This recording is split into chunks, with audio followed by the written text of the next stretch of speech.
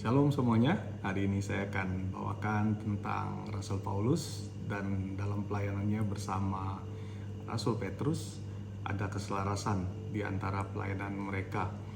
Oke, saya akan membagi menjadi 4 bagian, di mana yang pertama adalah bagaimana pertobatan dari Paulus. Setelah itu ada sidang di Yerusalem dan ada pertentangan juga, dan selanjutnya bagaimana Rasul Petrus mendukung pelayanan yang dilakukan oleh Rasul Paulus. Yang pertama saya akan menyampaikan awal dari pertobatan dari Rasul Paulus. Paulus yang sebelumnya bernama Saulus adalah satu-satunya rasul yang berbeda dengan rasul-rasul lainnya. Ia dipanggil menjadi rasul ketika Tuhan Yesus telah naik ke surga. Sedangkan rasul yang lainnya dipilih pada saat Tuhan Yesus masih melayani di dunia. Tuhan Yesus mendatangi Paulus pada saat ia menuju ke Damsyik dalam rangka untuk menghancurkan jemaat Tuhan yang ada di sana. Tapi rencana Paulus gagal karena Tuhan Yesus menampakkan diri secara langsung melalui cahaya yang memancat dari langit sehingga Paulus rebah ke tanah. Paulus mengalami kebutaan dan kemudian Paulus disembuhkan oleh Ananias yang diminta oleh Tuhan untuk mendoakan dan menemui Paulus. Setelah sembuh, pulih, Paulus mulai memberitakan tentang Yesus di rumah ibadat dan ia menyatakan bahwa Yesus adalah anak Allah. Orang Yahudi menjadi heran karena bertanya-tanya sebelumnya Paulus yang ingin membinasakan setiap orang yang memanggil nama Yesus, tapi sekarang malah berbalik. Nah, tetapi pengaruh Paulus akhirnya semakin hari semakin besar dan membuat orang-orang Yahudi bingung dan dia berhasil untuk membuktikan Yesus adalah Mesias. Kemudian mereka akhirnya orang Yahudi tersebut berencana untuk membunuh Paulus dan ketahuan dan akhirnya Paulus diselamatkan oleh para murid, diturunkan dalam keranjang di atas tembok kota.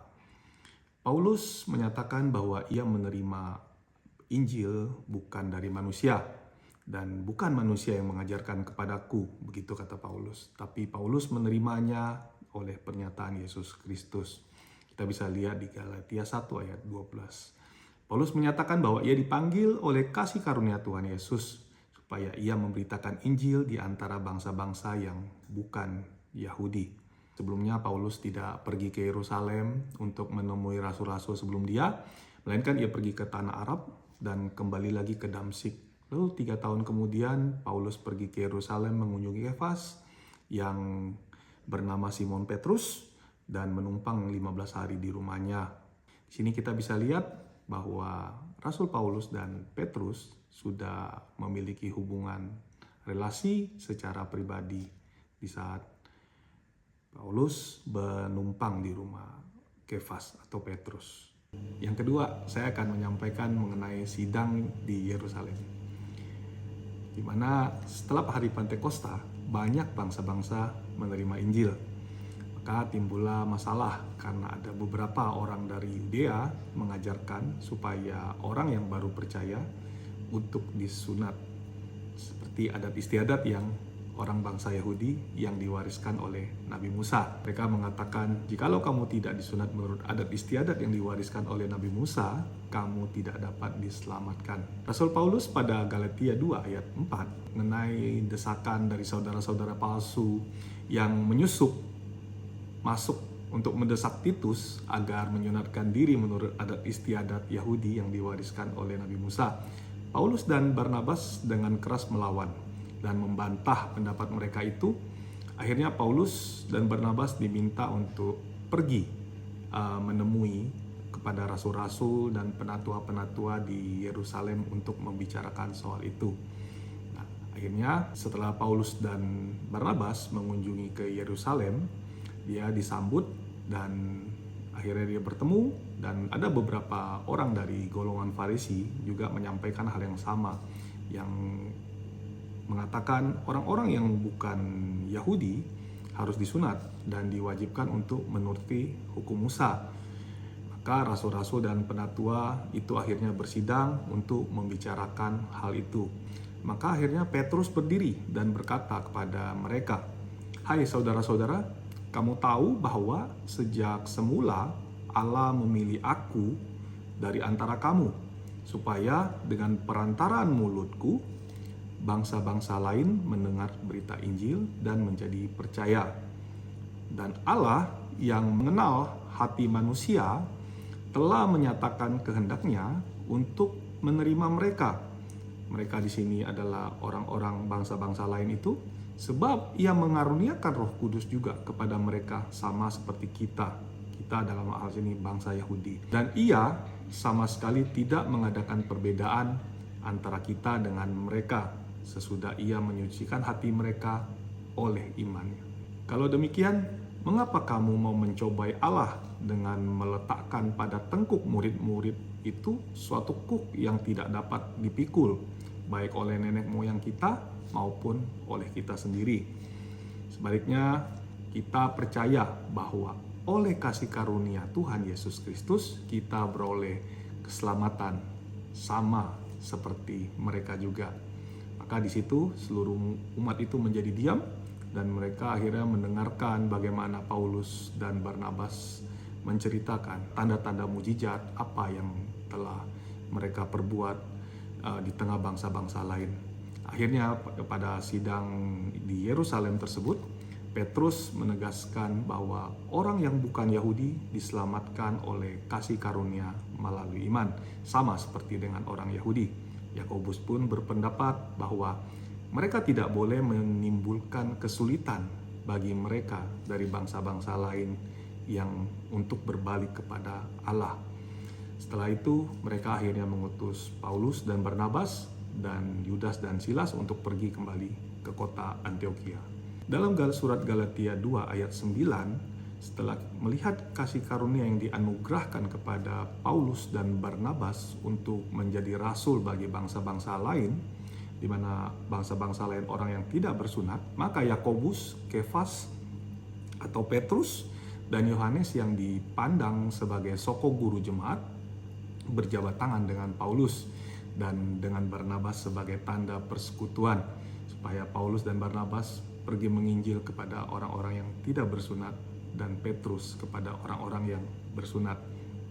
Dari ayat ini kita bisa melihat bahwa kita pastikan bahwa Petrus meneguhkan bagaimana doktrin keselamatan oleh kasih karunia melalui iman kepada Kristus Yesus.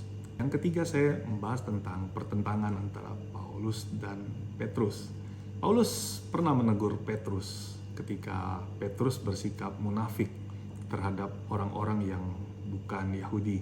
Dalam Galatia 2 ayatnya 11-14 yang menyatakan bahwa tetapi waktu Kefas datang ke Antiokhia, ia berterang-terangan menentangnya sebab ia salah. Paulus menentang orang-orang Yahudi yang berlaku munafik, yang menjauhi saudara-saudara yang tidak bersunat pada saat makan bersama. Paulus melihat kelakuan mereka sangat tidak sesuai dengan kebenaran Injil. Makanya Paulus pada saat itu menegur Kefas ataupun kita sebut Petrus. Dalam Galatia 2 ayat 16, Paulus menyatakan bahwa tidak seorang pun yang dibenarkan oleh karena melakukan hukum Taurat, tapi hanya oleh karena iman di dalam Kristus Yesus. Meskipun Petrus memiliki posisi yang penting di antara para rasul, Paulus berani menegur, dan karena untuk kebenaran Injil, di mana kebenaran Injil ini lebih tinggi dari kedudukan manusia manapun. Ini menunjukkan bahwa dalam tubuh Kristus, semua rasul tunduk pada kebenaran Injil yang sama. Hal ini dinyatakan Paulus dalam suratnya di Efesus 4 ayat 15 yang berbunyi, tetapi dengan teguh berpegang kepada kebenaran di dalam kasih, kita bertumbuh di dalam segala hal ke arah Dia, Kristus yang adalah kepala.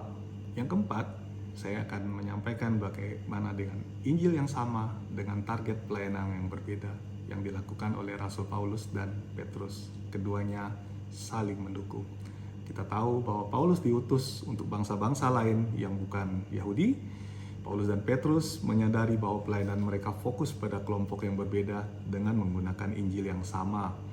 Paulus diutus untuk orang-orang yang tidak bersunat, Petrus diutus untuk orang-orang yang bersunat atau bangsa Yahudi. Dan mereka berjabat tangan sebagai tanda persekutuan. Hal ini menunjukkan bahwa mereka bekerja sama dalam misi yang sama.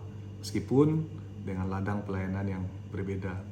Dalam surat 2 Petrus 3 ayat 15 dan 16 yang berbunyi, anggaplah kesabaran Tuhan kita sebagai kesempatan bagimu untuk beroleh selamat, seperti juga Paulus, saudara kita yang terkasih, telah menuliskan kepadamu menurut hikmat yang dikaruniakan kepadanya.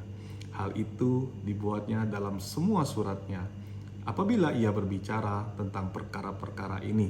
Nah, kita bisa lihat bagaimana membuktikan Rasul Petrus tidak menolak Rasul Paulus, tapi mendukungnya, melainkan menghargainya. Dan dalam pelayanan yang dilakukan oleh Rasul Paulus, mereka tetap satu di dalam Injil Kristus. Ya, demikian saya sampaikan bagaimana Rasul Paulus dan Rasul Petrus dapat memiliki satu keselarasan dalam pelayanannya. Terima kasih, Tuhan Yesus memberkati.